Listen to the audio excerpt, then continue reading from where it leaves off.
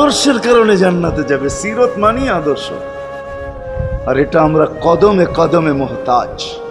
কেননা এই ছোট জীবনটা যদি গ্রহণযোগ্যতা পর্যন্ত পৌঁছাইতে হয় আল্লাহর কাছে, চাই নারী হই, চাই যুবক হই, চাই বৃদ্ধ হই, যেই মানুষই হই না কেন, যেখানেরই হই না কেন, যেই বাসারই হই না কেন, যেই বর্ণেরই হই না কেন, যেই পেশারই হই না কেন, যেই সোসাইটিরই হই না কেন, এই জীবনটাকে যদি গ্রহণযোগ্যতা পর্যন্ত পৌঁছাইতে হয় কার কাছে? দুনিয়াওয়ালাদের কাছে না, মালিকের কাছে, যিনি এক ফোঁটা পানির থেকে অস্তিত্ব দিছেন, যার কাছে আবার আমাদেরকে ফিরা যেতে হবে। পালানের কোনো সুযোগ নাই। এই জন্যই কোরআন আমাদেরকে বোঝায় আইনাল মাফার। আল্লাহ বলতেছে কোথায় ভাগবে তুমি, বলো কোথায় ভাগবে? কবির কথাই সত্য, যদিও নাকি পালাও তুমি আকাশেতে লাগিয়ে সিঁড়ি লাগাও যদি আকাশে চলে যাও, তো আল্লাহ বলে তোমার বাগার কোনো সুযোগ নাই। কেননা ইল্লা বিসুলতান, ওইখানেও আমার রাজত্ব, এইখানেও আমার রাজত্ব, ডাইনো আমার রাজত্ব, বামে আগে পিছে উপরে নিচে সর্বত্র আমার রাজত্ব। আমার রাজত্বের বাহিরে যাওয়ার ক্ষমতা তোমাদের নাই।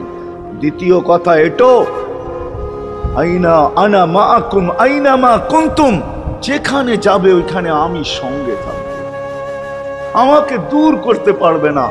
যদি করো তাহলে তুমি থাকবে না, তোমার অস্তিত্বই থাকবে না। কেন আমাদের ভিতরে আল্লাহ নাই বটে, কিন্তু আল্লাহর একটা পাওয়ার আছে যেটাকে রূহ বলে। কুলির রূহ মিন আমরি রব্বি, আল্লাহর একটা পাওয়ার, একটা সিফত, সবচেয়ে শক্তিশালী পাওয়ার যেটা, ওটা আমাদের ভিতরে আল্লাহ ঢুকায় রাখছেন, যেটাকে আমরা রূহ বলি। কোরআনের ভাষায় রূহ বলে, বাংলা ভাষায় আত্মা বলে। যেটাকে আমরা আত্মা বলি ওটা আল্লাহর হুকুম ছাড়া কিছু না।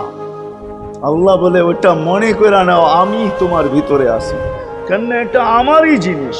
কুলির রূহ মিন আমরি রব্বি, আমাকে পৃথক করলে আর তুমি থাকবে না।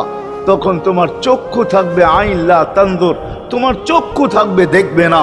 উদুন লা তাসমা, কান থাকবে শুনবে না।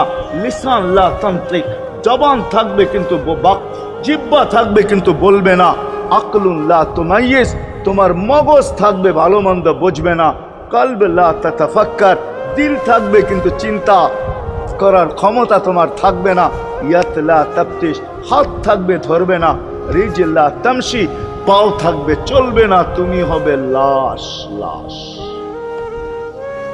ওই আল্লাহ পর্যন্ত যদি গ্রহণযোগ্যতায় পৌঁছাইতে হয়, ওইখান থেকে বাহির হয়ে গেছি, ভালো তো বাসি কিন্তু আগেরটুকু জানি না। ও মেরে দোস্ত, শুধু ভালোবাসলে চলবে না। আবু তালেবের চেয়ে বড় ভালোবাসা আপনার আমার ছিল না। সাহাবাদের মতো ভালোবাসা আপনার আর আমার নাই।